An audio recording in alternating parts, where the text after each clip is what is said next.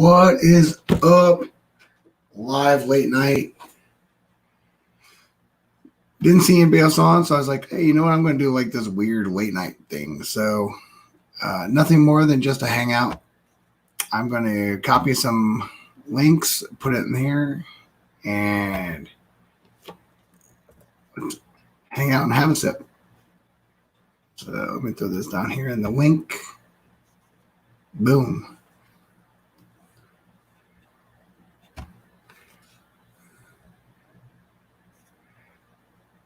What's up, Franchi? Got done with the feed earlier today, and me and the Gunny just finished up on the deck doing some back deck sipping. So this is just an open chat for anybody just still out hanging around and wants to jump in. The link's in here. Lord Schlong, what's up, Mr. Sir Lord Shane Long? Marty is jumping in here. What's up, Marty? Hey, buddy. What's up, buddy? Just ain't seen you in a long time, man. Enjoyed the stream tonight. Thanks. Me and Daniel were texting nonstop during the stream, so Nice. it was awesome. Just got done with the Gunny, and we did a triple play on the back deck and went through some cigars and some tastings, and we're like, hey, you know what? We need to sit out here. And his Liberty chick got punched. Literally got denied at 11 o'clock. So we were supposed. I think he was supposed to be home at 10, but it ended up being like 11, 12. Cleaned up and got that all done. Look, you know, Schwanger, you can say that all you want. There's nothing more you want than me in the shower giving you a back rub. So get off that. I look amazing. I don't know who you're talking about, Schlong. It must be me. It's okay. No, he said me. That's okay. That's what people do sometimes. They have to feel better about themselves attacking the beautiful people. That's right. Oh, hell. Oh, man. So what's new, man? Not much. Just trying to get everything scheduled. I'm trying to get a bunch of guests scheduled, and it's just a rigmarole. Then we're going to Louisville the week of the 16th in September, and I'm trying to get all that set up, and just a whole lot going on, which is good. That's why we do what we do, you know. Oh, it's 16th of September. Yeah. Is that the whiskey weekend? Yeah. I'm going to be there. Oh, well, that's perfect, man. Yeah, we're good. We'll definitely meet up for sure. Yeah, I already have my tickets and everything. Yeah, we bought the cheap tickets, and we're trying to figure out what we need to upgrade to because we're not real sure. Nothing. You just go and do the cheap shit and then hook up with people and do the real shit. Okay, well, that's exactly what we'll do. It'll be me and Jenny, Kevin, and Christy. So, yeah, we're ready. God. Yeah. What's up, Anthony? Can I help you? Bourbon. You're too tired to be up. Also goes live. I've never said I'm too tired to be up. I said I had to go out on the back deck for a while. So I actually smoked 2 cigars tonight. Yeah, well, I got you beat. You did more than 2? I did. Yeah, no, we went out there and we had just ordered a bunch of cigars. Oh, okay. And we were both like, hey, you know what? We need to go out here and try some of these and pair them up and all that stuff. And we had something poured, and I was like, whoa, we need to like cap that and go somewhere else because that is way too rich for what we were on. And so I just refunneled and changed. Yeah. No, I'm on the whiskey front, nothing really new that I can think of. I got that Clyde Mays 11 since we talked last. And then I got the Maker's FAE 01 Daniel scent plus a ton of great Scotch samples. Nice. Yeah, he really hooked me up. So we're going to. I know what he sent you. Oh, okay, good. Yeah. He sent you, I think, the same stuff that I got on my last feed. Because he told me, he said he sent you the same stuff I had. I told him, I said, listen, man, I'm just going to save them to when we get together and talk and do it together. And so last night, he's all right, I want you to try this one. You got to go get it right now. And I can't remember which one it was, but it was phenomenal. It just those scotches are just beyond anything I've ever had before. I think that's part of the weird thing, right? When you start pushing your palate and you start moving into that, especially when you've gone from your classic bourbon, American whiskey thought process, and you start moving into different expressions, right? So I think there's this like pilgrimages Yeah. that you go through from like, hey, I'm a classic bourbon guy. Now I'm doing some weird Finnish stuff. Now I'm starting to do some hot Nevada, hot Texas stuff, which are still, they're still single malts. And you deal with some of that Texas heat and the Nevada heat, and you get this weird notes. And the next thing you know, well, hell, some of the scotches, you know what? They're pretty damn good. Yeah. Start going through. So, and that's what I've been doing with this whole palate thing. I just want to push it because there's a lot of stuff. What's up, Donald? Yeah. So, it's one of those things that you just got to keep pushing and pushing and pushing. Yeah, it's funny because he's telling me, okay, try it neat, try it this way. Now put 2 drops of water in it and tell me what it opens up. And it's funny because some of those, I think we did 2 last night that I did neat, and then when we hit the water, I got a really cool apple champagne note off of them that I'd never had before, and I was like, my gosh, that is not peat, that is just straight pure fruit. It was just it worked. Now, was that with Daniel? Yeah. Was he at the church? Oh, I don't know where he was. Were you talking or were you live? No, we were on the phone. We were on speakerphone. Oh, so you're just talking. Yeah. So you weren't like where he was doing video. No. But he's going to be on Whiskey Nose Friday at about 4:15. So we're going to do a live stream, and he wants to do some of these. I said, what a better way to do it, man. Let's do it. And don't hold your breath. I got you. I love him with all my heart, and he knows it. I'm team him, but Richie Z, thank you very much, but it was my son. My son was the one that got married. It was a big weekend, man. Oh, dude, we had a crazy 2 weeks, right? We planned this, we planned this, executed it, and it came out flawless in 13 days. Gosh, that's great, man. The time they decided till the time it was married, it was 13 days. Yeah, no worries. Richie, no worries. I don't know that I really explicitly said who was getting married. I have 3 daughters, so you know what? You had like a 66.6% chance of being right. Richie's right. Thought it was one of the many. Yeah, that's all right. Yeah. No, it's actually my son who is 3rd out of 4. So, but it's really cool, right? So, him and his newly appointed wife have known each other since I think it was junior high. So yeah, and we always, what's up, Jeffrey Watt? Yeah, so it's like this weird thing. So hey, listen, this is an open pub style thing. You can easily jump in here.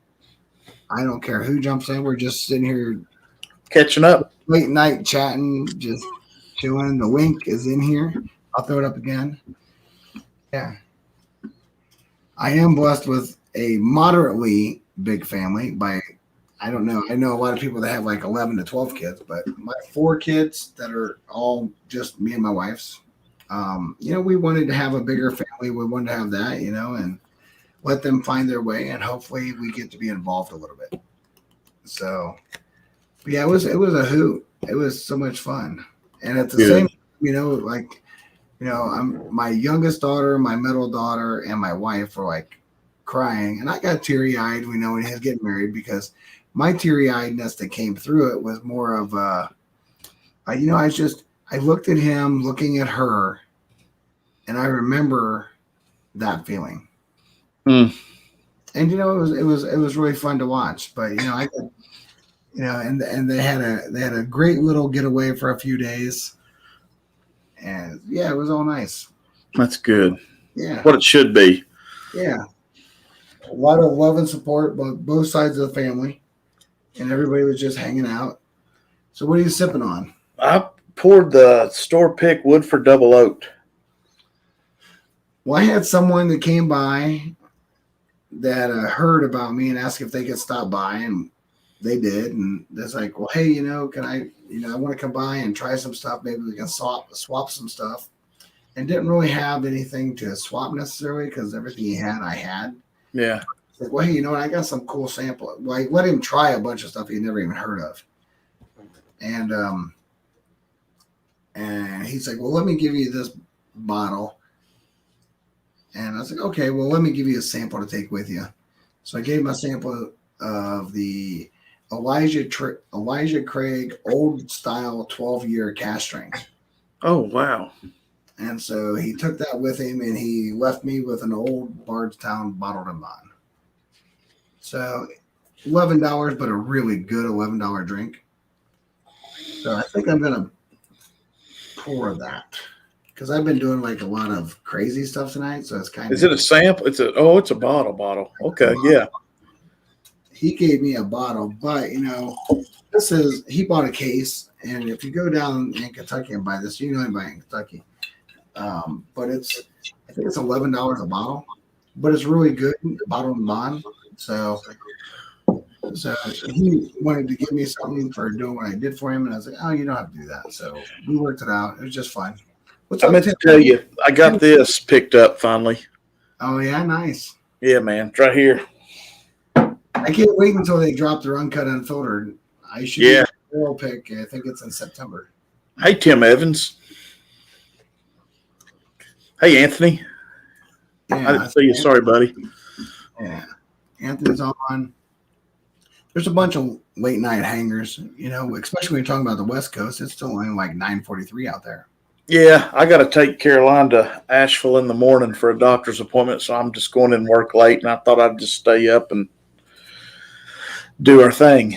So yeah, I didn't have really. I just knew that I was going to go on the back deck with the gunny. We hadn't got together for a while. Between the wedding and all the planning we had going on, and he had a little bit of stuff going on as well. So I was like, well, hey, we'll come and get together and do our thing. And originally I planned a really short feed tonight because Adriana was going to go on. Yeah. And so I tried to, when it all started back in the day, Adriana had went through and scheduled her first thing on a Wednesday at 8:00. Yeah. And then she realized I was on. And she's like, oh, my God, I'm sorry. I was like, don't be sorry. It's not like I control the airwaves. You do you, I'll do me. And once a month, and if I want to give that time slot away that day, I will. And if not, then I'll do my thing. You do yours. Yeah. It really isn't that big a deal to me. That's kind of what I've done. I've kind of reached out to Cheech because, he's such a mod with everybody, and he knows everybody's time slots about what would work best for Whiskey Nose. And so we've kind of settled on 8 p.m. on Sundays, Eastern.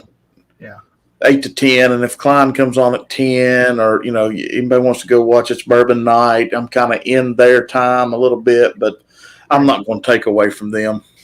Yeah, you're not going to take away from them. So. And that's the thing, right? You can't get, I don't get really perplexed with the idea of people that are massive subbed. Yeah. Because I'm going to do me, right? And the thing that, anybody that knows me knows I'm an instructional guy. I'm typically an instructional guy. I'm not I wouldn't say I'm an entertainment guy because I'm not. That's not what I'm really out for. But if you're in for entertainment and all that stuff, I'm all for it. That's why if someone wants to jump over to Adriana or Mash and Drum or whatever, Mash and Drum's got 50,000 subscribers, and Jason isn't going to hurt if I'm there or not. And I'm not pulling 10 people from him. Yeah. So I just do my thing, but what they bring is really amazing things, and they've worked towards what they do.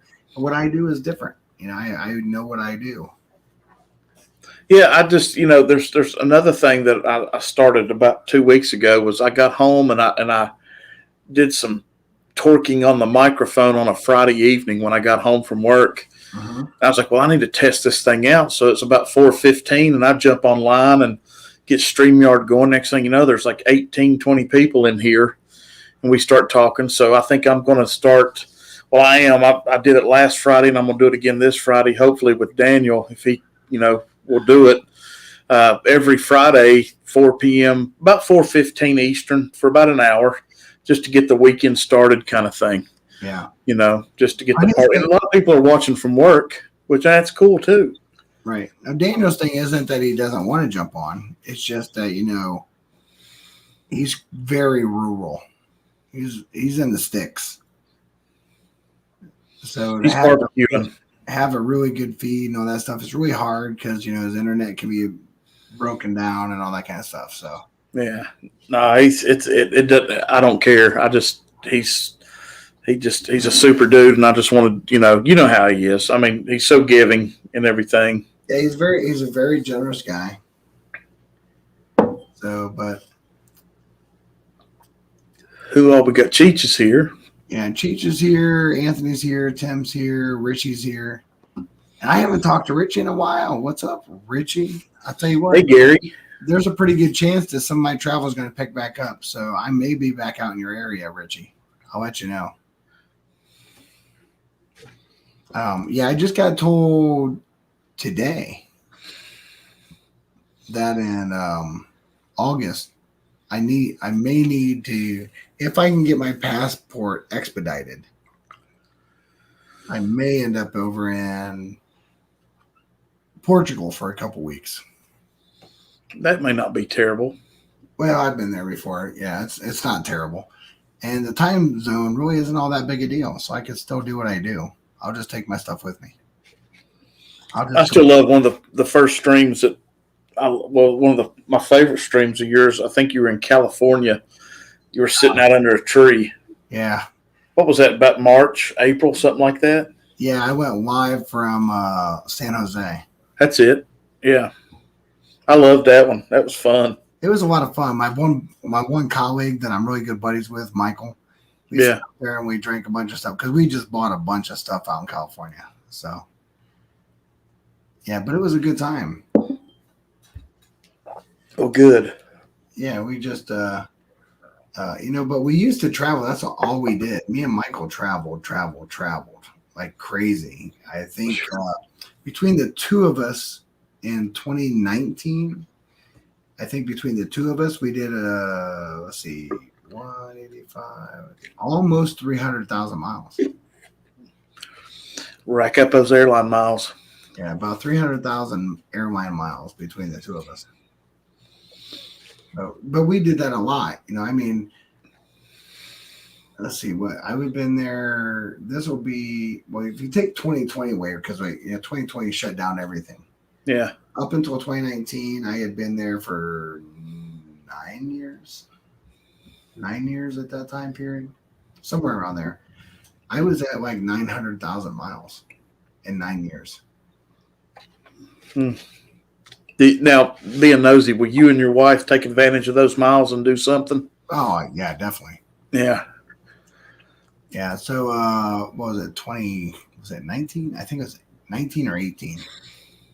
Her and my middle daughter spent 10 days in the UK with me over in London. And we literally traveled the UK. So they got to do a lot more than I did because I actually had to work. But yeah, they took advantage of a lot of stuff. Yeah. The job I had before I got sick, I traveled all the time, and we did Vegas twice within like 6 months and stuff like that I normally would never do without mileage. Just I wouldn't spend the money, but since it's 90% paid for, whatever, we took advantage. I miss those miles, but I don't really miss being gone all the time. Right. No, and that was the thing, right?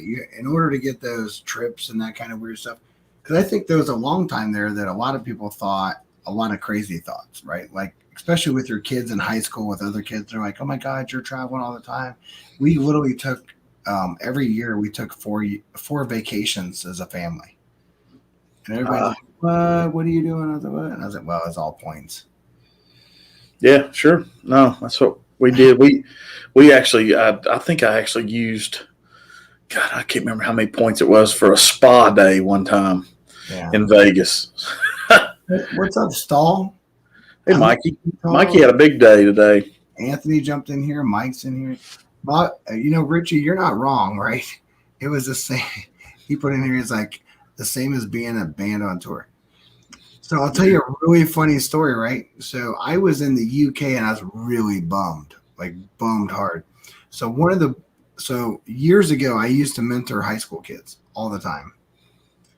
And one of the kids I mentored back when he was a freshman in high school is now a tour manager for a band out of Nashville. And they were coming into the UK and they were doing a big concert in Wembley Stadium the same day that I was leaving. And he sent a message. He's like, "Hey, are you in the UK?" And I was like, "Yeah." And he's like, "Dude, do you want to come backstage and hang with us and all that stuff?" I said, "Dude, I'm literally at the airport to leave." He's like, he was upset and I was upset. I was like, if I'd have known just a second before, I'd have moved my flight by a day. And it was so he's the tour manager out of Nashville for the Cadillac 3, which is a Southern rock. I've heard of them actually somewhere. They're amazing. The Cadillac 3 is a Southern rock band. Their tour manager is a kid that a young man that I've known for years. He's such a good kid. Sherry G, what's up? You must have got all unpacked and got your stuff squared away, right, Sherry?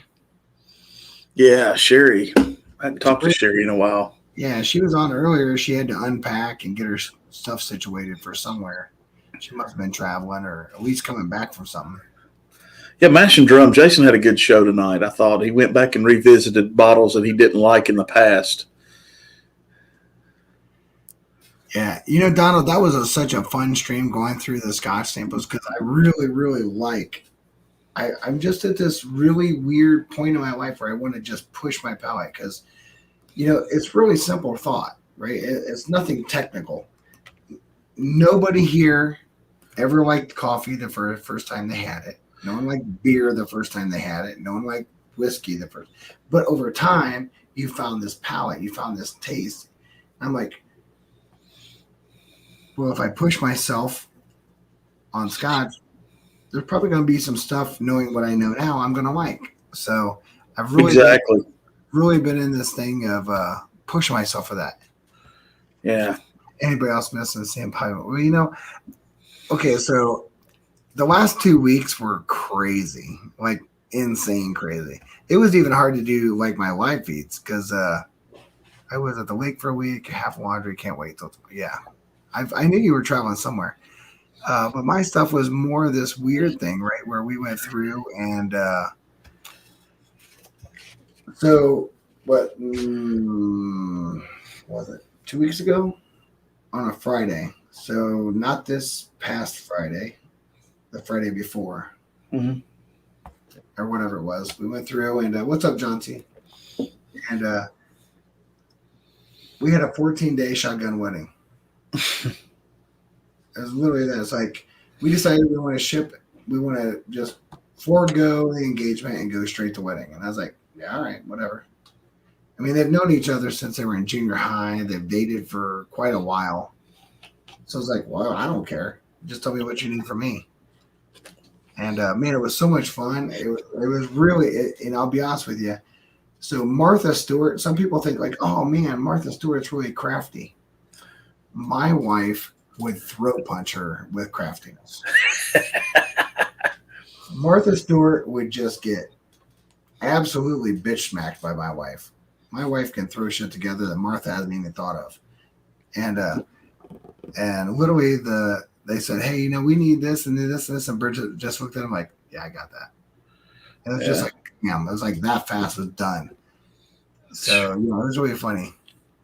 A lot of truth in what you say there, Gary Franchi.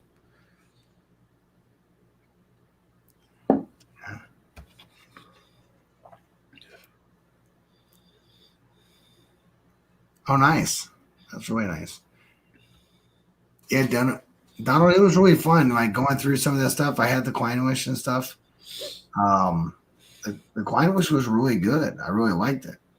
So I think that's the thing, right? When you start going into that kind of stuff, I've been very fortunate that I have people guiding me in my Scotch journey. But they're good people. They're not like none of the people I've dealt with are being really douchey or anything. Trying to figure out a way to put me on something that is junk just to see how I follow it. They literally push me down these roads and say, "Hey, listen, you know your nose. Tell me what you're thinking. Let's see where you're at," because that's what I really care about. Um, I'm not a, I'm not against a flavor wheel. However, I don't really partake of the flavor wheel. I know that in my young adult life, I have enough flavors that I can figure out what does something taste like to me, and I really like doing that. So, I mean, on your journey, Marty, are you like focused on a flavor wheel and looking at notes, or are you just trying to figure out your own? I like the difference that what I have always assumed to be standard whiskeys that, oh well, this is more like a well drink, Evan Williams, Wild Turkey, uh, Maker's Mark, those kind of things. I like now going back to them and seeing, hey, you got to think about this. You got to really try. You got to give it a try. And one of the best things that did for me, Knob Creek fell in that category for a long time. And when I started getting back into Knob Creek, and I found how much I love the single barrel and the 12-year, because normally I would have never gone back to those. I'd have kept buying crazy stuff that everything's being chased and sought after. But that has really opened me back up to where, you don't have to spend a fortune. You still get great notes. You can still train your body, your nose, your palate on individual stuff like that. I like just simple stuff. I don't need, now granted, I'm going to say his name wrong. Daniel told me to come over there and watch last night. It's a Scotch channel. It starts with a T. Telex. Oh, Telex. Yeah. Yeah. And, Telex yeah. is great to watch if you want to get like really good knowledge on introductory Scotch. I watched him do something that I never dreamed of in a million years. He had a bottle of sherry sitting there, and he had some Scotch sitting there. He goes, you know what? This would be so good with a sherry finish. We got him a dropper and put one drop of sherry in there, and I was like, God, that looks so good. Mm-hmm. So I thought that'd be really cool to try sometime. So I'm gonna grab a bottle of sherry and just try that with, like, I don't want to put that in something really expensive, because I'm still learning Scotches. Is put that in Monkey Shoulder or Berclade or something like that, just to see what that really does, because I thought that was really interesting and fun to watch. Well, yeah, Telex. Right. I think that's the thing that, if you really sit and think about when you're tasting something, right? And I think that's the thing when you're talking about blending. When you're blending something, it isn't trying to adhere to any kind of rule or anything that someone else thinks. Blending is your palate. Yeah. Some people may like it, some people may not. You're saying, like, okay, I've had this. If I was going to do this with it, what would I add? And that's got to just be your own thought process. And then when you do that, you're like, whoa, that's like really good. So you'll find something you'll taste like, maybe I don't really care for this, but it has a note that it could be used to blend to something else. Or if it's missing a note, if you think it's missing a note too, like, I know I get a lot of fruit marshmallow from Elijah Craig stuff. So if you feel like you need a fruit note, go grab you a drop or two of that, put it in. Yeah. I don't think there's any wrong answer. I agree. You may always get some hate mail over something, but it doesn't mean you're wrong. It just means that they don't care for what you're doing. Yeah, sure. Well, then you don't have to do it. I'm doing it. I agree with you. Yeah, it's not overly personal. I'm not doing it to be like, aha, you don't know what you're talking about. I'm just like, hey, to me, this is what I'd really like to see. I think this would be better with this. Yeah, no, I agree. No, it's all your preference, and that's one of the things I was telling somebody the other day. What's great about what we do is, no matter who gets involved, who's never done it, or who's a damn expert that they think they are, nobody's wrong. Nobody's wrong. Find something else in this world that you could share with a bunch of people, and nobody's wrong. That's what's so cool about what we do, I think, Oh, yeah, I agree completely. So when when you know you're getting your business and stuff underway, and you start these tastings, you know that's something that I know you'll tell everybody. Hey, just because I get this and you get that doesn't mean what you're getting is wrong. Right. You know that's what's So I've it's kind of funny. A buddy of mine, a town up from where I live now, he's he's looking into doing like a whiskey bar speakeasy kind of thing, and asked me if I'd be part of it and do the teachings, and I said absolutely, absolutely I will. So I'm really looking forward to that. Yeah, and So we'll talk offline about some things you need to do first. yeah, it's going to be all him, and then of course Yeah, but whatever I need to do. if you're being brought in, there's some things you need to know.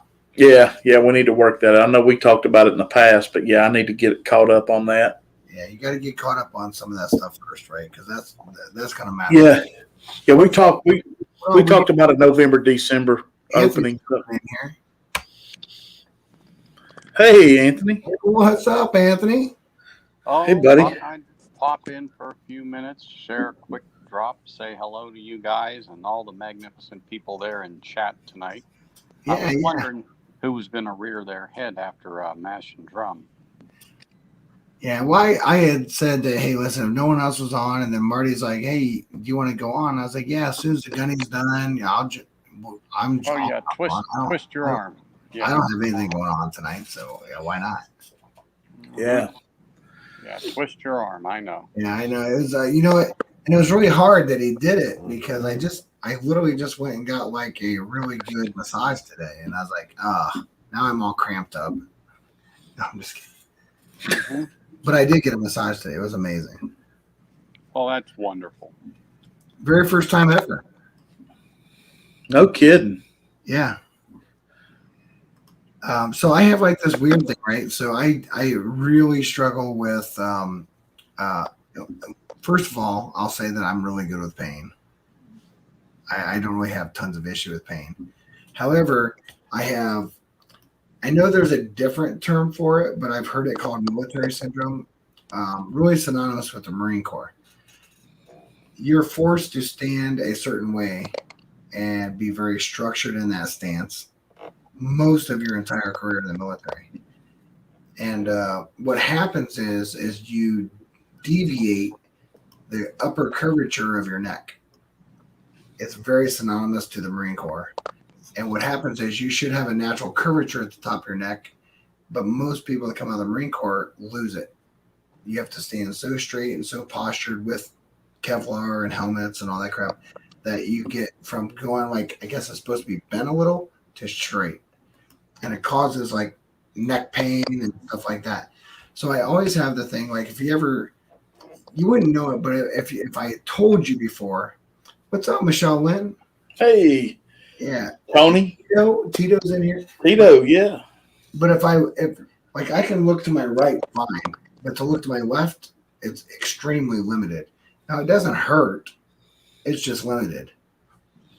So I was talking to this person I know that's a masseuse, and we just literally just scuttlebutton, and they said, I can tell what's wrong with you, and they can, and it's like, I can fix that, and I was like, you think so? And they're like, yeah, I can fix that. I was like, all right. So I went today, and I'll be lo and behold, I don't have like a full range that way, but I have a little bit better range that way. And when they went in and did a couple things, and they did this, I felt some release, and I was like, okay, well, she's like, well, do you want to come back next month? And I was like, no, let's just schedule every 2 weeks. And I was like, yeah, well, 2 weeks is better. And I was like, okay. So yeah, so it's kind of like this weird experience. I've never done it, but most of it I think is a combination of the neck from the Marine Corps and then the shoulders from powerlifting. I spent so much time shrugging and doing stuff, and that's why I have this neck thing. It looks like I don't have a neck, but I spent so much time, shrugging and doing all this stuff shoulders that you look back now and think, wow, I'd have been much better off if I had never lifted weights and never really tried to be a strong guy.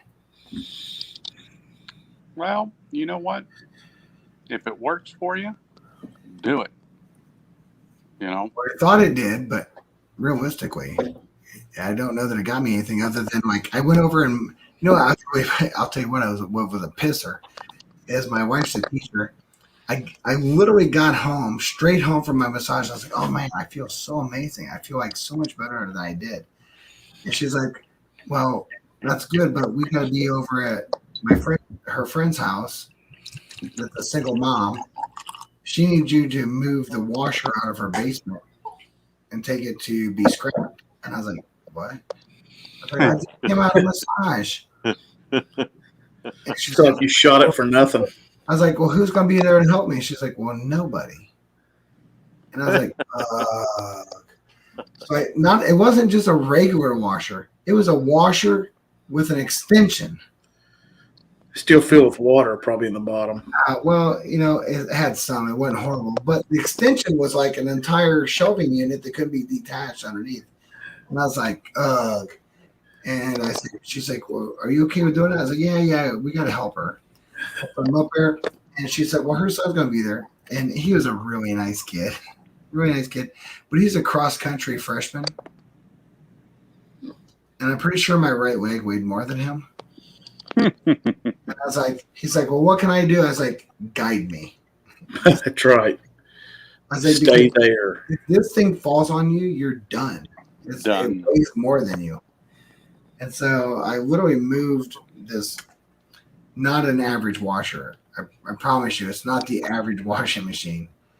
And moved it out, took it outside, threw it up in the truck. And but it was all fun,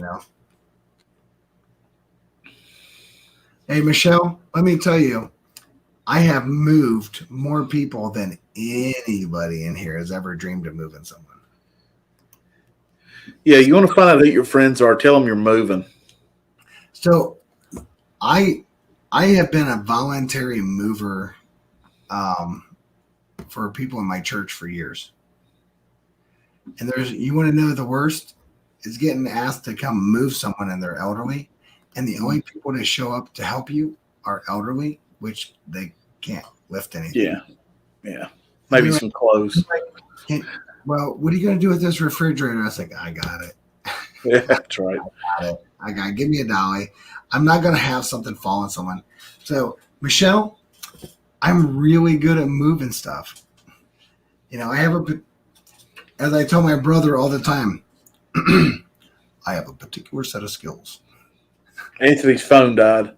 Yeah, I figured. I can lift heavy stuff. I can shoot far distances. And I can absolutely, beyond a shout, drink whiskey. So, what's up, Brew Baker Maker? The Maker. The Maker. Dude, that brings back memories. There was an old lady brew baker that lived down the street from me, and she was a creepy, scary woman. She was that woman that used to drive around with a blow-up dummy in her passenger seat so that she never looked alone. And the dummy flipped me out when I was a kid. Sure, yeah. Yeah, it's okay, Anthony. You can work. There's a house here in town that on Halloween they take mannequins that are just waist up, and put them in their yard in poses and on the fence and on the roof, and it is the creepiest thing. I mean, they knock it out of the park, but for a little kid, seeing that has to be terrifying. That's not okay. No, I agree with you. It really is not okay. There's a line you draw there, and and then we've seen houses with people that have stuff hanging with a hangman's noose, and I'm like, that's not okay either. No. So most of the big furniture, however, moving the bar is interesting. Yeah, you know what? I agree. Yeah. What's up, Dustin? There he is. Top shelf. I'm tired now. What's up, brother? Oh, so you got to move twice. It's not once. It's twice. Oh, yeah. I can tell you what. We had this weird situation that as a family, right? And we were a pretty big family at the time. All, me, my wife, and my 4 kids. In a 2-year time period, we moved 3 times. Wow. Everything we had. Because we went and took care of my grandmother-in-law when she got really sick. And then after that, we moved to take care of my dad when my mom passed. And then after that, we moved to a rental until we found our house that we're in now. So it's actually 4 moves, I guess. We went Yeah, one. we just did a 3 move in 2 years. Yeah, we've done that. And I did it all on my own. Because there's nothing in my house I can't lift. And still, Yeah. even though I'm old and gray and decrepit, I'm still like, I still have no problem grabbing a washer and just throwing it up in the truck. It's got to be done. Hey, if you want it done, you got to do it, right? I mean, guys, if you haven't subbed to Bourbon Nif Night, do that too. Yeah, yeah. And Women of Whiskeys. Michelle's here. Here. What's up, Ben? Man, I haven't talked to Ben in a while. Oh. Yeah, we need to. I don't know if we got anybody modded in there. Drop the links, guys, if you're there. There may be. Richie Z has been. Yeah. Let's say Richie's a mod. But Top Shelf Whiskey, you know, if you haven't subbed them, you need to. Yeah. They give you a really good insight in the stuff that you may or may not be able to afford. At least you can go in there and figure out, do they like it, do they not, and you have a good idea. Yeah, if you see it, you have it. Yeah, you have something to fall back on if you see it. That's well, if you're thinking about dropping some serious coin on something, there's no better place to look at as Top Shelf Whiskey. That's right. So I appreciate what they do. So, but yeah, no, it was funny because the younger guy that came to the house, he's like, hey, I bought a case of Old Bardstown Bottle and Bond. You know, do you want to trade something? I was like, well, I mean, I have that, but you know, it's really good. I almost never will turn down figuring out a way to help out someone with Bottle and Bond. And you know, I love teaching and talking about it and the instructional part, right? So for me, it's all instruction. I love instruction. I mean, that's why I'm doing what I'm doing with the Bourbon Whiskey Tasting Experience, right? So talk about that for a minute, Bobby. Where are you now in that process and your time frame and all that? Well, right now I'm more of the idea of just waiting on the state. You know, you have to get your liquor license, and you're basically just waiting for that. Once I get my liquor license, I will be fully operational within a month. You're just limited until then, right? Because you're not going to go out and invest all this time and all this money until you get it. But once you get it, now that's when the money really gets executed, right? Because you know you have to get all your whiskey. So we're state controlled, so you have to buy it from wherever your local liquor store is. And if your liquor store can't get something you want, then you have to petition the state to go and get it from some other store. And if you can't get anywhere else, then you can petition to go outside the state. So there's a process to everything, but you're still talking about, it doesn't matter how much me and the Gunny have, we can't use any of it on the bar. So everything we have to buy new. Well, let me ask you this, because this is kind of the situation I'm in, and you can teach me real quick. The state of Tennessee is wide open. It's not controlled. But Virginia and North Carolina, who I butt up against, who's, you know, they're all both are within 30 and 45 minutes away, are controlled. So if I did something like you did in Tennessee, I could just go to the store and buy it. Well, you have to look at your state laws. Okay. You have to go to your state law. So I have multiple lawyers that I have to deal with. And I've been very blessed. I've had really great lawyers. I have a liquor lawyer. I have a corporate lawyer. And I have a lawyer that deals with tobacco. And you have to have that because every state has these weird rules. And you have to be really, really careful. So I can get away with not having a liquor license when I open my VIP cigar lounge, right? Because if I'm doing a VIP cigar lounge, in order to be a VIP club member to a cigar place, whiskey isn't needed, right? Right. But if I'm doing a whiskey tasting experience, whiskey is required in order for that experience to happen. Therefore, if it's a required element, you require a license for it. So, every state's different, but in the state of Ohio, you have to have certain things. So if you're going to have a liquor license, you also must have a food license from the health department and a vendor's license from your auditor. So you have to have a vendor's license first, then you have to have a health license and food license before you can even apply for the liquor license. So there's all kinds of weird rules and weird things. If you think you're going to get away with it, don't do it without a lawyer because it can come back and bite you. So just figure it out, fork it out. But what's funny, the guy that I'm doing this with is a lawyer, so that works pretty well. Yeah, but and he knows the other ones to talk to. Like in our state, I can go. I've been hired to go and do whiskey tasting experiences and stuff like that at different restaurants that have liquor license. Therefore, they must buy and purchase and be the providers of the liquor. I can't bring it. Yeah. So some of the really cool stuff that I have that I really would love to share, can't do it.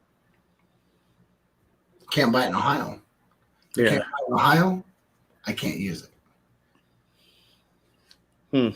So it's interesting. You have to really, there's way more to it. You have to go through and be really careful. Yeah. Richard's like, I don't know their Facebook link. I left Facebook. So mine's really simple. My Facebook link is Bourbon Battalion. My Instagram is Bourbon Battalion. Everything I have is Bourbon Battalion. A liquor lawyer, Tony, that's cool, Tony. A liquor lawyer sounds nice. Yeah, because they just get paid a lot. I just met today. The daughter is Idaho tasting event. The process is crazy. Golly. Courthouse tasting ports. Yeah, there's so many limitations, right? So, like for me, I went in Ohio. I went with a D3. A D3 liquor license means I can't sell beer. I can't sell wine. I am spirituous only. Now I can do like vodka and all that kind. I'm not. If you're coming to my place, you're dealing with whiskey. Now, whiskey is American whiskey, Scotch, Irish, and any kind of girly drinks for someone that brought something that really don't like it is going to be a variation of whiskey girly drinks. I won't go into the vodkas, the rums, the gins, nothing like that. It's going to be whiskey. I'm truly a whiskey only bar. So here's what we were talking about, and it's kind of, I love Tony's comment right there about his dad. That was really cool. That Ken, we were talking about it today, and it's like a back room on State Street in Bristol, and State Street is actually State Street. The middle of the street is actually the state line. Virginia's on one side, Tennessee's on the other. And he's like, Marty, do we want to do a speakeasy or do we want to do a whiskey lounge? And I told him, I said, Ken, I think we want to do a whiskey lounge. And I'll tell you the reason behind my thinking on that is a speakeasy is like, it's got novelty. It's got a thing you can say you've done once. But a whiskey lounge is like something you can repetitive. Not that you can't with a speakeasy, but it's more about, I've been there, done that, But I think the whiskey lounge is something you can continually go to in your mind. It's like, let's just go to the whiskey lounge or whatever you call it. It's just, to me, that's a better draw than the one time at the speakeasy. So well, I don't know. We'll see. Well, I think the most important thing is to look at, if you're looking at, your overall overhead and what you have profit wise, then you have to look at the idea that if someone comes into something, like for me, I'm doing the Bourbon Battalion whiskey tasting experience / whiskey bar. So technically it'll be nothing more than the Bourbon Battalion, right? Whiskey bar is what it will technically be. But the thing is that will my money be put into the tasting experience, or will it be the whiskey bar part? So you pay X amount of dollars to go and get the experience, but it will actually be more profitable to me is when they're done with the experience. They're like, well, I really like this and I really like this. And then now they can buy, pours of it. The pours is where you make the money. You don't really make it on the experience so much. You do make some. So it's not like I'm saying you're not making anything on it, but you're definitely going to have this thing where you go through and you have to be really careful. So every state you have to read or have a lawyer that's really paying attention to what you're trying to establish. Yeah. And there's matters. yeah. You can have, I can go through and I plan on it, right? So for in the state of Ohio, I'm going to have a VIP cigar lounge. And part of that paid membership and all that stuff means there will be whiskey, beer, and all that stuff for free because I can give it away free because the experience doesn't require it. It's all in the fine print. Does the experience that you're providing require you to have alcohol? No, I'm a VIP cigar lounge. It doesn't require it. So I can give it away as a VIP member. But in order to be that, I have to be a VIP cigar lounge, club, whatever, right? It's exclusive, paid. They have to pay for it. They're paying for the membership. There's things they get with the membership, but as long as like in Ohio, as long as alcohol isn't required for the membership, I can give it away. So that's the thing, right? There's little weird catchphrases that matter. That's where the attorney comes in. That's where the attorney comes in. Yeah. Hey, Daniel. Because when you put them on retainer, now that legality and all that stuff falls back on them. Yeah. And so you have to be really careful. There's a lot more to it, and I've learned so much. It's not even funny. No, we're pretty much full speed ahead. I've got to go up. I've got to make a trip up and look at the area he's talking about in the room and see what we can do to see if it's really worth the time and effort. Yeah, Michelle, you have to be dialed in because if you don't, you stand a chance of having it all taken away. Yeah. So I literally have three different lawyers for the three avenues I'm looking at. So the ultimate goal is, right, I have a bourbon whiskey tasting experience. I eventually will have a VIP cigar lounge experience. Third iteration is when I get that built up enough in 5 years that I can buy a parcel of land, build two buildings side by side, separate. They can't be attached. They must be separate physical buildings. Yeah. But they can have a common courtyard between them. So someone can walk into the cigar lounge and buy a cigar and walk over to the whiskey lounge and buy a whiskey and go out into the outside and enjoy it. So it's just, you have to pay attention to the little stuff. Yeah, Tony, what you're saying there, I appreciate your input on that. To me, if you're going to do a really good speakeasy, you have to do it like they normally were back in the day, front door in, back door out. So I don't know if this area, this location we're talking about has that. Plus, I've always thought it'd be really cool that if you went down a set of steps, to kind of get you underground to be, technically the old school. And I know it doesn't have to be that, but to me, that's, if I'm going to do one, that's what I want. I want you to feel like, where in the hell am I going? Kind of thing, to make it right. But I think the lounge is probably a better concept for the area that we're in, and it will get more repeat business because you don't, when you have, I've been to several speakeasies and I've been waiting to get in, and that's no fun. You don't want to wait around, so if you got the lounge, you just stroll in, you can go up to the bar, order your drink, and then back off, go do something else, so that's kind of the concept that I like, that way you can serve more people and have a better time. So yeah, that's kind of really similar with, instead of doing something like a speakeasy or something like that. So the whiskey tasting experience, the bourbon time whiskey tasting experience, I have like this longer building. So the if you look at the very back of the building, it is a bar. It literally is. There's a bar back there with a bar back and all that kind of stuff. You can do all your stuff back here and do your whiskey. However, if you want to take your whiskey and go to the front of the store and sit in what would classically be what you think of as a lounge, about leather king high backs. Yeah, man. You're just sitting back there. You're just relaxed and chilling and all that stuff. So I have a whiskey tasting experience bar/lounge. If you want to take your stuff and go back to the lounge and sit, you can. If you want to sit at the bar, you can. Well, I told you, dude. When you're ready to rock, we're coming up. We're going to be there. There's two separate entities in what we have, right? And I already have it all done.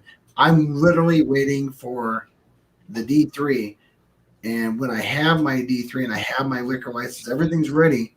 Then I'll purchase, get my stuff ready. It'll take a month because it'll be a one-time purchase. I'll literally go out and buy like X. I already know what I'm buying, and then it'll be, but it'll be whiskey. I'll have. So someone in here earlier was saying, I forget who it was. Someone's like, well, what kind of Irish have you had? What do you have? So I've had quite a bit of Irish, to be honest with you. Most, I ain't gonna say all of them because there's always loopholes and maybe there's something I don't know. But all of the traditionals, all the way up to some of the higher levels of when you're talking about Redbreast or Writer's Tears or your basic true Scotch or Irishes and all that stuff. I've had a good gamut of Irishes. So my first thought process is that I will go with my initial first buy will be 50 different whiskeys, triple backed. So you'll be talking about 150 different whiskeys. So there'll be 50 different, 150 total. So everything will be triple backed. And then after that, it'll just be a buy as different things drop and all that stuff. And then you start talking about petitions and stuff like that. So there is ways of going through and getting barrel picks and stuff in Ohio. It's just a process. You can't just Anthony, what you say there, however ADA issues pop up, it's funny you say that is because I'm over all the ADA for the city of Kingsport. So I know all about ADA and slopes and ramps and all that stuff. But those buildings where I think basically this is what Ken is wanting to do is it's a back room of the top level, accessible from the road. I think and I'm knock on wood, I hope that, that's what he's talking about because, my ideal speakeasy, is probably not feasible for this area. But like I said, a whiskey room, with all that, I can make that ADA accessible real easy with ramps and handrails and slopes and concrete. That's just what I do. So, yeah, thanks for bringing that up, man. That's a good point for sure. Yeah, Ernie, thanks for coming on, man. What's up, Mall Muser? Yeah. Here, buddy. Glad you jumped on. Yeah, guys, if you haven't subbed to Bobby's Bourbon Battalion, please do so now. He's growing. So let's get those subs going. Thanks, man. But, for me, it's just I really like the idea of, like, pushing pallets, trying new stuff, and then teaching. Right? Yeah. I'm not technically a teacher. I'm a technical instructor. So I like the idea of how do you push someone somewhere. And so, dude, I hate that. And do you really? I don't know. It doesn't mean you don't. And just saying, just be open and receptive to the idea that your palate's going to change. Yeah. I would say that, like, when you talk, like, and I have to imagine this falls in about every scope, right? It can't be just American whiskey. I have to imagine it's Irish, Canadian, Scotch, everywhere. Most people that are tubers, right? That are really into it. You get to this point where you really develop this palate, things start changing, and somewhere along the line, you've graduated to a totally different palate. I think one of the things that's slightly lost, some people do a really good job of backtracking. Somewhere along, there's always going to be new people joining, new people trying whiskey experiences. And every now and then it's our due diligence to go back and say, hey, listen, this stuff back here isn't bad. It just isn't where I'm at now. And then we have to spend some time talking to people that are coming in new. Because like I can remember some of the first things I ever had. Now I would never buy, but they weren't because they were bad. It's just my palate's evolved so much. I tell you something else too, Bobby. That I know you'll take care of this with your place, and it's very rare that I've ever gone to a location that has great, bourbon whiskey on the wall, and hey, you got Michter's 10, it's 25 a pour. I'm just throwing that as an example. Hey, let me try that Michter's 10. Yeah, they pour it, and they walk away. I'd love to go somewhere that. And I think this is what me and you both want to achieve with what we're trying to talk about is you pour it and you kind of talk to them a little bit about it. Hey, I like this because, this is what I get. And, of course, you have to have them ask you what you get because you don't want to ruin it. But, you just don't want to walk away. You want somebody to know a little bit about the whiskey they're drinking. Normally in a bar, they pour it, they walk away, go get somebody else, but I think having that interaction with somebody that knows what they're doing really is also a draw to bring them back to try other things the next time. So I think that's a big deal that's missing in that business a whole lot. Well, and the thing is, I think it's really easy to come down on someone for liking something that you don't. Yeah. And, it's like me and the Gunny have a double statement, right? For me, my traditional statement is not what you like, but why do you like it? The Gunny is like, okay, now you know why you like it. What about it do you like? Yeah. Because you have to figure out, okay, I like this, but why? What can I help you? What about it do you like? Can you tell me the notes you have? And they're okay. Your notes are right. Your notes are always right because they're about your palate.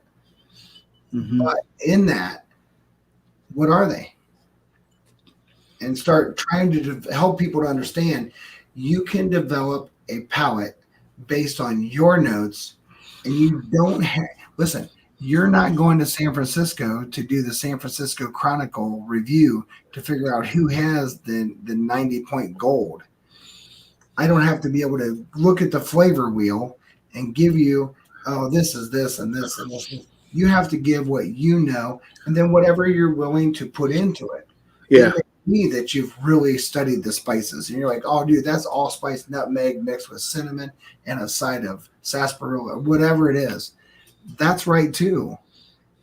But if someone says, man, that's like baseball glove leather and sealant tar, that's right too. Yeah. That's why we love it. Yeah, it's just one of those things you have to realize that everybody's going to have something different. It's funny when we do. I don't mean to jump in, Bob, but it's funny when me and Jenny do live reviews on Whiskey Nose, and I was like, I don't remember what it was. We did a blind from DC Sunday, and I can't remember which one it was, but I was like, I'm getting a huge leather note, and Jenny goes, well, I didn't chew on baseball gloves when I was a kid, so I don't get that. And I was like, well, that's okay. It's okay. You don't get it. How do you know it's baseball glove leather if you didn't? Yeah, that's just I was like, it's okay. How'd you even know to say that? Just because I've said it before, I guess. I mean, I think that's the thing, right? And it's perfectly okay. There's notes that came to me, like Daniel Heston absolutely like helped me on a note one time because I had never had black tea. But black tea reminded me of very hot asphalt sealant tar. I like it, yeah. And he's like, and he sent me a text message when I said it. He's like, I know why you said that, but it's really black tea.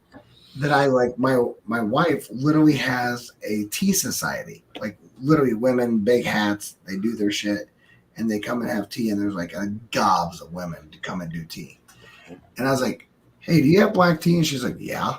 I was like, give me some of that shit. And I was like, went through and I was like, oh, you know what? That is kind of like black tea. Yeah. So I think that's the thing that you go through, and it's like really interesting that it's good for people to. I think it's important for people to say, hey, listen, that note you're tasting might be this, and you can't take it as a, oh, well, what do you think you know? That's not the point. It's like, well, hey, that's a note I don't even know. So I think it's important to especially in this community to spend some time talking, because I think we all have something to give to each other that can help grow us, and we can help grow other people, right? We want to transfer knowledge, and I think that's important. And more of that should be done on the regular, right? I'm just kind of going through here real quick and trying to figure out my YouTube. I hate that's the one thing I hate on here. You can't ever see anything. Let's see.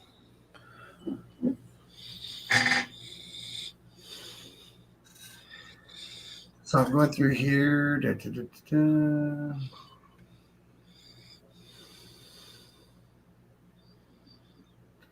You're awful quiet over there. I'm drinking nosing this store pick of this this Knob Creek single barrel. It's a whole lot of roasted peanut honey roasted peanut, I guess is what you could say. I've got like 7 bottles of this different store picks, and we're going to do those in 2 weeks on Sunday night. So what have you had any of the Driftless Glens? I've had one, but it was so long ago that I have to get it some more. So I'm waiting on you all to get that picked. I'm telling you what, there's some of them I like better than others. The Driftless Glen straight bourbon whiskey single barrel, I really like. So that puts me in this idea that I was like, hey, single barrel. Absolutely. So the different thing. Now I will say that we did after we got off the feed, we went out in the back and had cigars and stuff. We definitely had the regular Driftless Glen at 96 proof, and on the nose, not on the palate, but on the nose, it smelled like Angel's Envy rye. See, I'm not a big Angel's Envy fan. I don't dislike it. I never said you had to be a fan. I just said I don't know. To me, it was just a maple bomb. So I was yeah, like, oh, that's a maple bomb. But this one is not that. Whiskey Kitty back here. Yeah. You see here, so we got some stuff going on here. Yeah, I think that's the thing, right? We all have to go through and spend that time. Mm-hmm. Do you know the barrels you have or will have? So Dustin, when we go up there next week, we will know when we get there. We're going to do a lot of spitting. I can tell you that for sure, because we have 24 barrels to pick from. So that's a lot of barrels. There's no blending. It's just a barrel pick, right, Bobby? We're just doing barrel picks. Yeah. Yeah. We're doing barrel picks and looking at them, but we have 24 of them to choose from. I meant that I typed a comment. I meant to say. You're not wrong. I've been watching that cat drink whiskey all night. Yeah, and then there's another one. We got 4, 5 now. Jesus.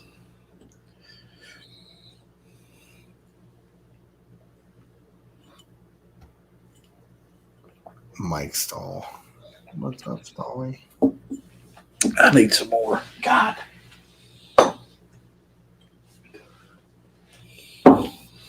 Yeah, I saw the modified thing. Right? That's pretty funny.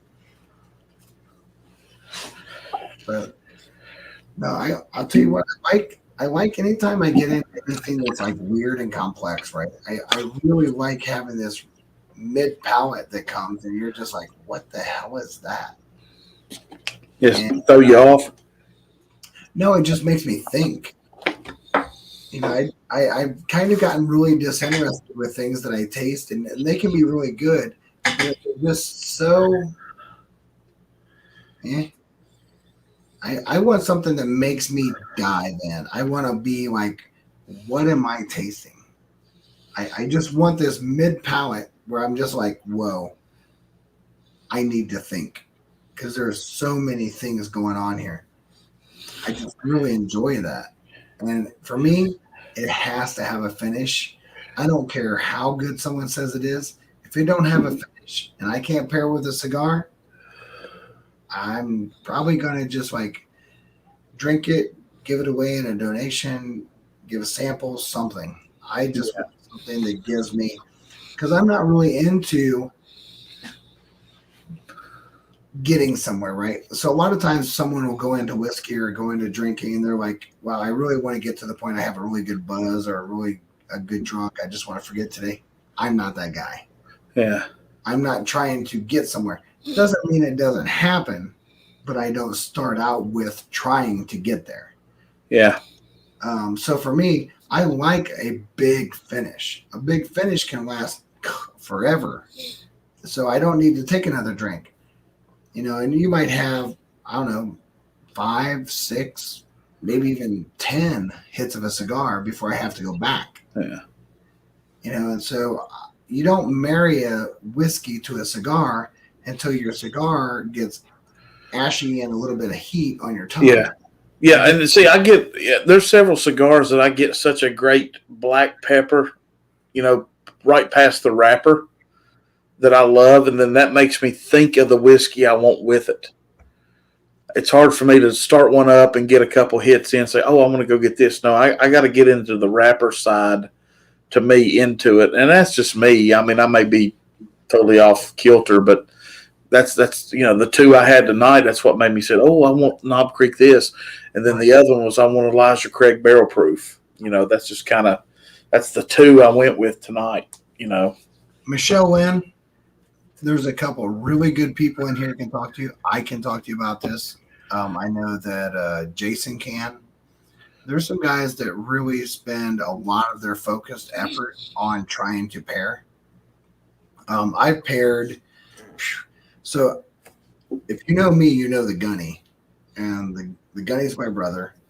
So when I got together with my brother in 1998, right? Because we're 12 years gapped. It was a long story, so I won't get into it. But we really didn't get back together until 98. He was the first person to introduce me to cigars. He also was the first person to introduce me to whiskey. But much to his dismay now, he never knew to pair them back then. So it's really simple, right? I'll give them like a really quick, brief thought is in general, you can think of chocolate. So the color of your wrapper of your cigar is equal to the color of the chocolate, right? So if I have a Connecticut leaf, you're thinking more of like a milk chocolate. If I have a double Maduro, now I'm talking about a Ghirardelli 86% cocoa. There's not a lot of sweets to it and all that kind of stuff. So what you want to do is understand that although cigar wrapper equals chocolate, it's exactly the opposite until you get advanced to whiskey. So if I have a really robust, so let's give like, what's a really big, thick, robust, whatever, a Midwinter's Night Dram, right? Midwinter's Night Dram is a rye, but it is really robust. It's a really girthy, molasses, sweet, heavy, thick drink. That would be more along the lines of going to a lighter wrapper. So the more complex, dark, and rich you might find in the whiskey, you want to go with a lighter wrapper, more a Connecticut leaf. I don't think you need to go to a Blanca. If you've been tinkering with cigars, Connecticut leaf's probably where you would be to start. Don't let someone dupe you into saying, hey, you need to jump over to a Maduro. If you're not ready for Maduro, it's going to make your belly hurt. It's going to make you feel nauseous, and you don't want that. Hey, Bobby, acids, is that just a soaked wrapper? So it just depends, right? So acids, they have ones that aren't flavored, right? They have some that are. They have some that aren't. The highest level you can get of acids is Drew Estates, right? They're the Liga. What is it? Liga. Is it Liga Special? I think it is, which is really just Special League. I have smoked an acid. Yeah, but there's nothing wrong with an acid. Yeah, so I think that you have to be really careful, right? So if you're doing a sweet cigar, right, and acid does have really sweet flavored cigars. They have different flavor notes, and you really start liking them. You have to be really careful to not put a sweet whiskey with it. So you want to find a whiskey that is, I would say, a lower proof, somewhere somewhere in 90 to 80, and in that 90 to 80, you don't want it to be girthy. So find a really nice light. I'd say probably a 90 to 80 proof weeder you'd be fine with an acid. Even though a weeder kind of has this weird, chocolatey note, maybe even a little bit of that, you just want it to be light. You don't want to put heavy sweet and thick on thick and sweet. It just doesn't pair well. It'll make you have this like weird nausea. It's like an overload of. It's like if you took 86% cocoa Ghirardelli and added sugar to it, and you're just like, bull. So, and for me, my basic novice teaching when I do this with people and I do these tastings, it's the darker the juice, the lighter the wrapper. It's exactly the opposite from the chocolate world.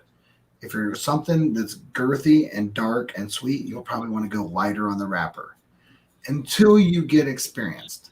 Once you get to the point that you're really comfortable with the entire spectrum, all the way to from the Blanca to the Negra, and you're really comfortable with knowing what you like, then you can do whatever you want.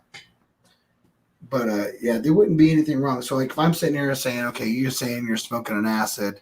If I knew which one of the acids, I could probably put you on something, but I would probably throw you in a lighter, lower proof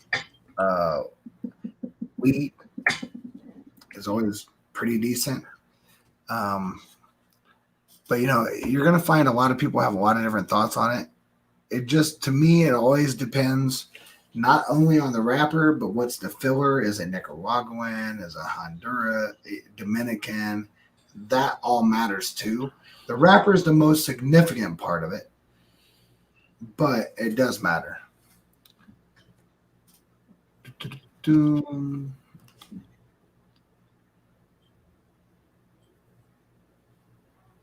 I gotta think. WRDO.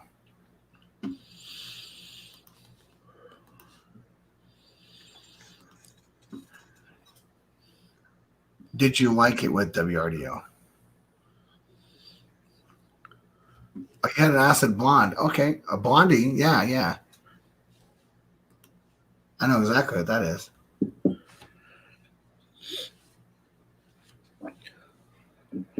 Well, that's probably true. You could probably just break into my humidor. Hey, Bobby, just curious, how many cigars you got on hand right now? I would say somewhere between 300 and 400. Because I don't have like break into Williams humidor. It's humidors. I've got one right here. Yeah, Under the cat. I've got 5 humidors. Yeah, Tito, I like that liquor. But I'm like an acid blondie. You know what? I would. So you're talking about a really light wrapper with the blondie, right? The blondie is a Connecticut leaf wrapper. It's really light wrapper, but it's like a light sweet. I know exactly which one you're having. You can be a little girthy. You just want to be, I would say, anywhere below 100 proof. And just don't go like heavy dark and heavy robust in your whiskey. Just find a comfortable medium, because your wrapper it's sweet, but it's also really light, so we can take some darkness. A Driftless Glen would be fine. Old Bardstown Bottle and Bond would be fine with that. And actually, Old Bardstown Bottle and Bond would be killer with that, to be honest with you. There's a bunch of things you could do. Weller Special Reserve, Eagle Rare. All of those would be fine, because you're talking about, you're in the 90s, the 90 proofs and below. Your Buffalo's not bad. Yeah, Buffalo Trace would be okay with it. So I think that somewhere in that thing, just look at the color of the wrapper. You can go a little bit darker in your whiskey, and it's really that simple. That's just a really novice way of thinking of it. Woodford Reserve Double Oaked. You could with a blonded assay for sure, because when you're talking about your double oak, especially your Woodford Reserves and all your double oaks, you have like this heavy number 4 char on your first barrel. Second barrel is a toasted barrel, so it sweetens it up a little bit, but it's not so sweet that acid's going to be like super entwined.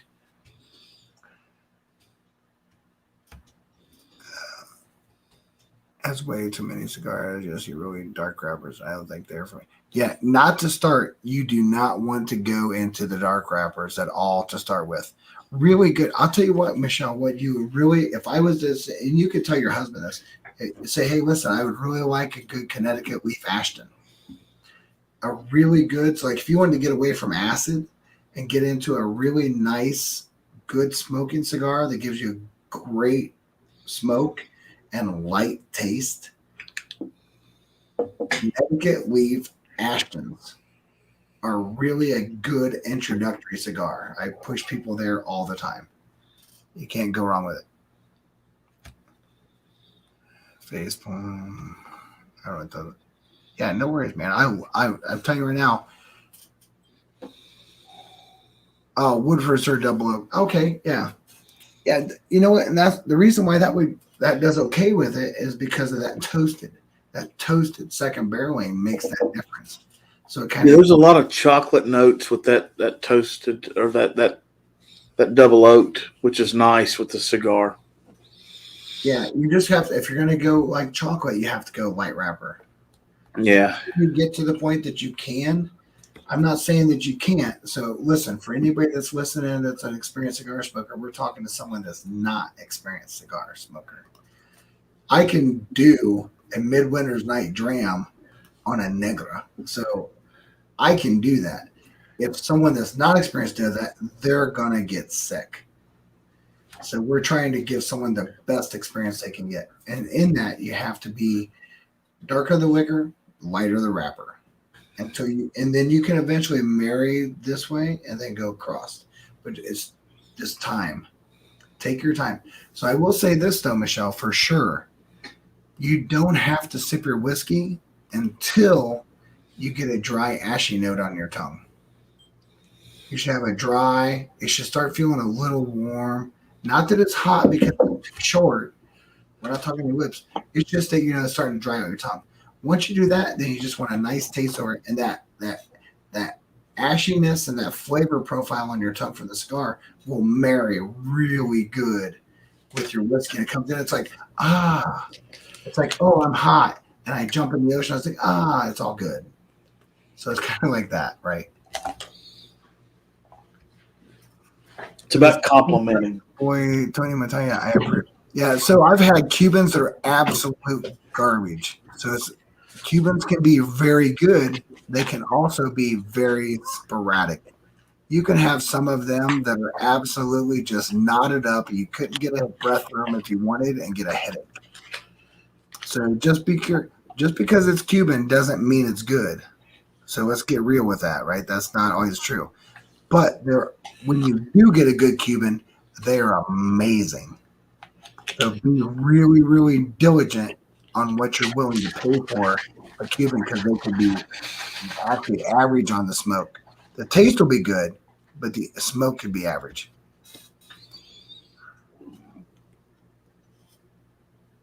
Yeah, I got that. Yeah. And we got it. Yeah.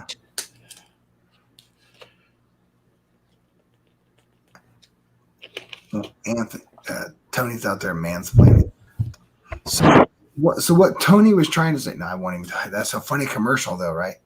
Or what is it? Do you guys ever watch like? Oh God, what are those guys on YouTube? They crack me up. But they had a whole entire segment on mansplaining. It was the best ever. Viva Dirt Week. I think it's Viva Dirt Week. If you ever watch them, you should watch them.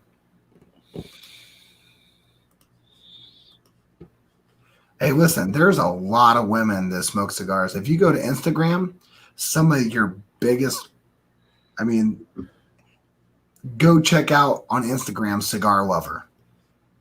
Cigar Lover is ginormous, and she is a cigar whiskey person. She is a certified cigar roller. She's also a cigar or a certified whiskey som, and she is amazing. And her following is huge. There's a lot of women that are into cigars. So yeah, you're not wrong. You can literally have a cigar whiskey women of cigars and whiskey, all that kind of stuff. Absolutely. Yeah, Tony was struggling too because his mansplaining was like it could have been just a W.R. Woodford Reserve Double Oak. So no, I got you. I'm just giving you a hard time, Tony. But yeah, I think that's the thing, right? It's just it is an experience. The same as it was when you went into whiskey and started tasting and worked your way through it. You got to do the same with the cigar. Just start with lighter wrappers and work your way up as you go. And don't, when you're first going into the darks, do not buy big ones. Stay robusto down to a nub. I would tell you to buy nubs. Because if you do too much, if you make the mistake and go out there and buy a Toro, a double Toro, a Churchill, yeah, you're going to get sick. Take your time. And there's no reason to buy a double Toro or a Churchill because you're really just trying to smoke it down to get to the point of actually having a good Robusto. Right? Well, Bobby, I'm going to call it an evening. I need to work tomorrow at some point. Thanks for having me on, man. Yeah, no worries. Yeah, good to catch up with you, brother. And we'll tie back in and get some of these questions I've got about the future worked out. So yeah, I'm got big things ahead. So we'll see what happens for sure. Yeah, keep us posted, man. Yeah, man. Sunday, if you're not real busy at 8:00, we're having. Most people in the chat know, heard me talk about it. I'm having Bernie Lubers from Heaven Hill come on. So we're going to have an open, pretty much we're going to ask him questions, and then I'm going to open it up for anybody in the chat that wants to ask questions. I'm going to post the link, let you ask in person, and we'll talk it up that way. So it'll be a fun night come Sunday. But yeah, thanks, Michelle. Great questions tonight on the cigar stuff for sure. Tony, everybody, enjoy it. But yeah, Friday at about 4:15, we're going to be on to kick off the weekend. So check us out. So Bobby, thank you, brother. Love you, man. Let's catch back up again. Yep, you know where I'm at. I do, man. So everybody, sub to Bourbon Battalion before you head out. So good night, guys. Love you. Love you. Take care. Yeah. So yeah, it's such a weird thing when you start talking whiskey and cigars, right? It can be really one of those things that gets really just some people really struggle with it, right? They have a hard time understanding, how do I go into this? It's a slow journey.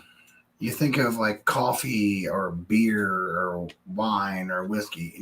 I don't think there's ever been anybody that maybe one somewhere that said, hey, you know what? Hey, cheers, Michelle. Glad you jumped on. If you ever have any questions or if you are looking forward to trying some different stuff and you're saying, hey, what's some pairing thing? You know how to get a hold of me. I can send you some cigars and stuff to try and help you on your journey there, because I think there's definitely a place for it for sure. So good night.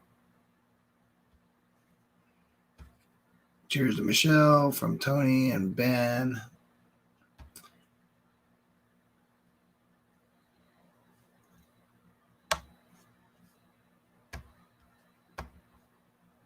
Yeah, so if anybody else wants to jump on, I'm not going anywhere for a while. I'll put it up there.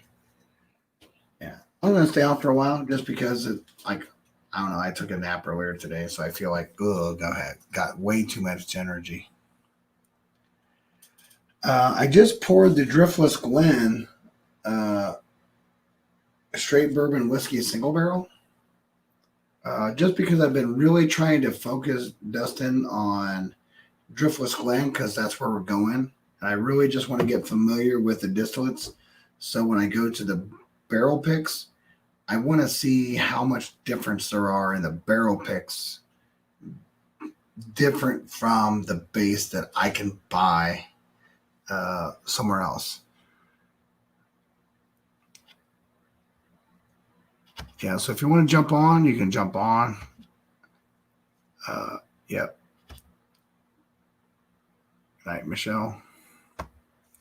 But yeah, I just wanted to, I talked to Shane about it, and I was like, I really wanted to focus on making sure that I understood both their straight single barrels and their regular, and make sure when we go and taste stuff that I can say, okay, this tastes different.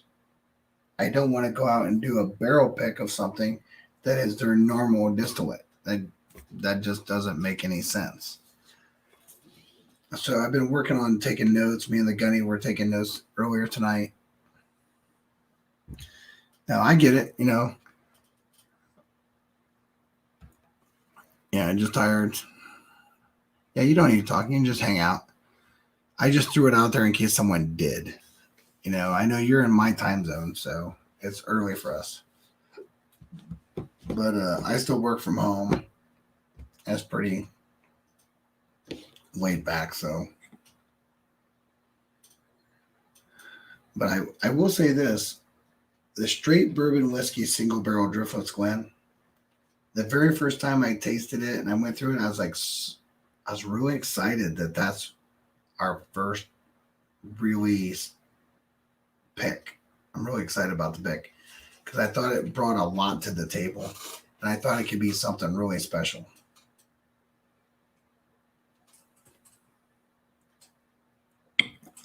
There's just a whole lot of complexity to it. There's a lot of things going on with it.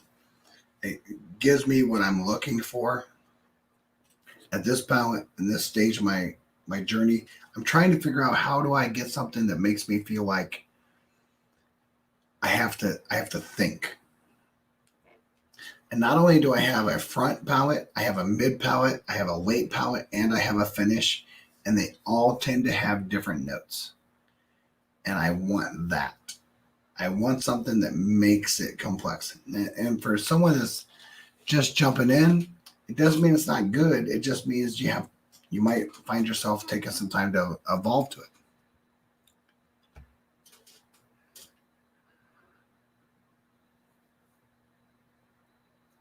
Oh yeah, I get that, man. Yeah, I had all kinds of weird stories this week, because with my son getting married, which is really weird because it's like my third kid. Like I have a girl, boy, girl. He's my only son. And he got married. Now, don't get me wrong, I'm super stoked for him. I'm super happy. He couldn't have asked for a better wife. And the wife's family is really nice, easy to get along with. Yeah, I'm super blessed. He's super blessed. I'm happy for him. But you get into these weird stories, and he's like, he remembers my grandma, which is his great grandma, and my mom, and they're both passed. And me being me. It was supposed to be rainy and nasty. It wasn't supposed to be a nice day, but it actually turned out to be a pretty good day. But just this little, I couldn't even tell you, maybe 15 minutes of this really the lightest wheezing rain you've ever had in your life. It's like not even enough to even call it rain. His then wife said to me, she's like, "Oh, I hope it don't really rain." I said, "Listen, Sarah, that ain't rain. That's just the grandparents that couldn't be here that are crying because they're happy." And she's like, "Oh," I was like, no, I'm not trying to make you emotional. I'm just saying, I was like, hey, you got to find the optimism in everything. So it was a really funny, moment because she was like, because it was already emotional anyway. So, but No, today was a great day. Got a lot of stuff done, did a lot of stuff, got to do, and I'm so glad I did the feed earlier with the gunny, going through some finished ryes. But like Dustin says, like, how do you not know Angels Envy Caribbean rum cask? Well, it's not that you don't. It's like, when's the last time you had it? And I brought it up to Steve. I was like, how did you not know that was that? He's like, dude, I'm pretty sure I haven't had that like since it came out. So I was like, oh, well, if you haven't had it, you might, he's not a spring chicken. So there's not like he's got this like plethora of memory from years ago. So, and it's really funny, right? So the gunny has a lot of stuff. And everybody's like, oh, I have that. Yeah, but he bought it so many years ago that he doesn't get back to it very often. Now, you don't typically forget it, but, he hasn't had it in a long time. And then he's like, oh, man, it is that now that you said that. And I was like, yeah. But I've had it recently. I've shared it. So Sarah is our sister's name. Oh, cool. So my now daughter-in-law is Sarah without an H.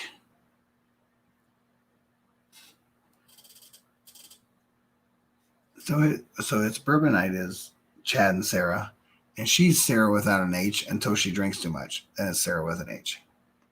And Chaz. Downright at 94. He'll pass eventually. My grandma was like, she passed at 95. I think she was 95.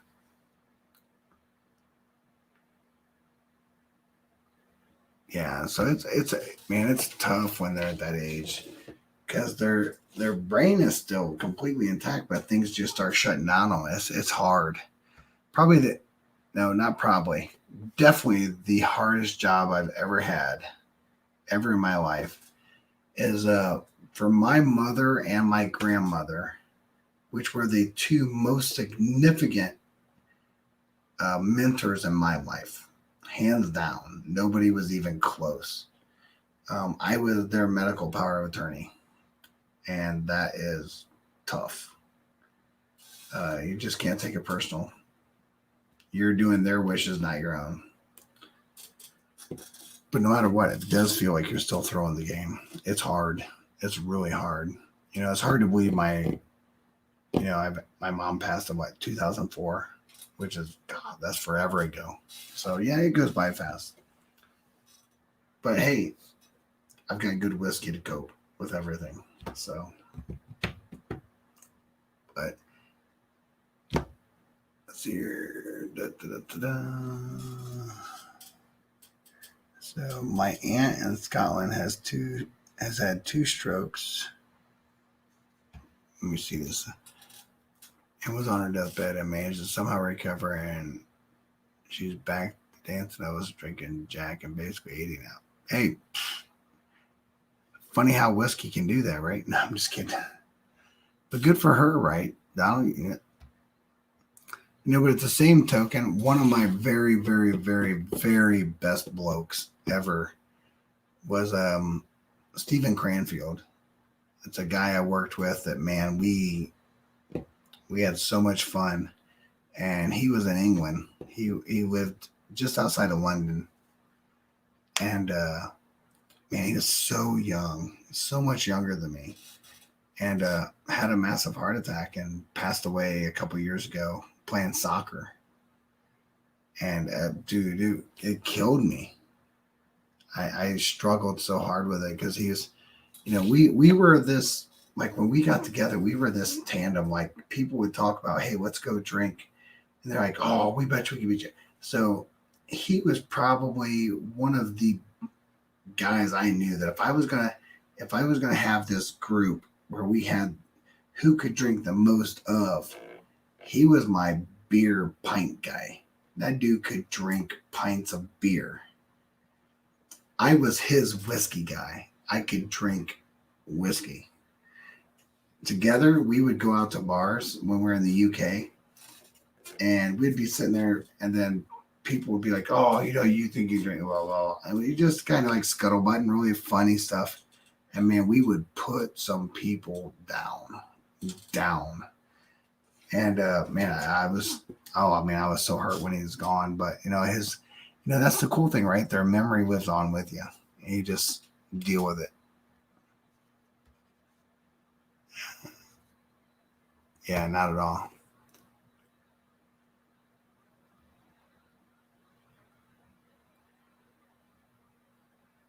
Oh yeah, Dustin, I'll tell you what, my dad had not exactly the same experience, but kind of like that. My dad was in the early onset Alzheimer's, so really a heavy senility, and he had taken a fall. We didn't know it. We had someone that called my brother and said, "Hey, your dad's door's open and no one can find him." And so I think it wasn't quite 24 hours, but really close. And here he had fallen down a what used to be an old carport to where he lived, but it was really grown over with weeds, and he had somehow got disoriented and walked over it and fell and took a really big blow to the head and was down below the weeds, and nobody could really see him. And then we were all looking and doing this, and then my brother stumbled upon him and found him and called the squad and stuff. He was never the same. So it's one of those things that, and nothing worse than like head trauma and senility and Alzheimer's. It's horrible.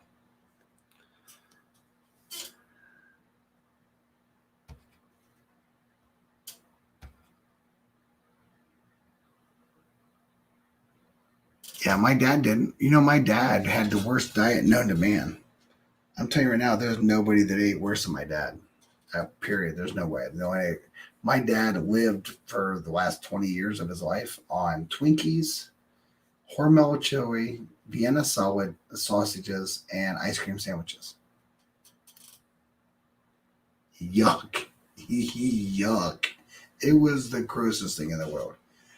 And if he got really like in that mood, he would make a peanut butter and brown sugar and mayonnaise sandwich. And his brown sugar would be the size of like a quarter-pound patty burger. And it was, and didn't have any medicines, didn't take any meds. It was in perfect good health until he fell. So, all right, guys. Well, just like everybody else, it's late. It's coming up on 1:15. It's 1:14 now. At 1:15, I'm going to go ahead and shut down, get cleaned up here, and hopefully get to bed by 2. I have a 8 a.m. call, so got to get ready for that. But yeah, good night. Glad you guys all jumped on, though.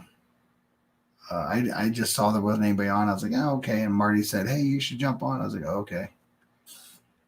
So hopefully, Dustin, we get the chance to hook up pretty soon. I'd really like to hook up and try some stuff with you, bring some cigars and do some pairings and stuff. We don't live that far apart. So it's 1:15. Thanks to everybody that hung out. Donald and Dustin and Ben and everybody else that's in the chat. Thanks for all you guys do for me. It really doesn't matter if anything more than just hanging out and talking and learning and understanding more from you guys. And hopefully when I do spend time talking and teaching, hopefully something helps you. You're always welcome here. Dustin, dude, you're always welcome in here. I appreciate you. I appreciate what you do, right? What you do is a service to community. I think sometimes people can really miss out on what you bring to the community. So I appreciate you for sure. But until the next time, and who knows when I randomly jump on, just whenever there's gaps, but typically, so next week I expect to be on. I think we're going to be on next Wednesday over in Illinois. So, but until then, I'll see you guys. Thank you so much for being on, and I'll talk to you guys all soon.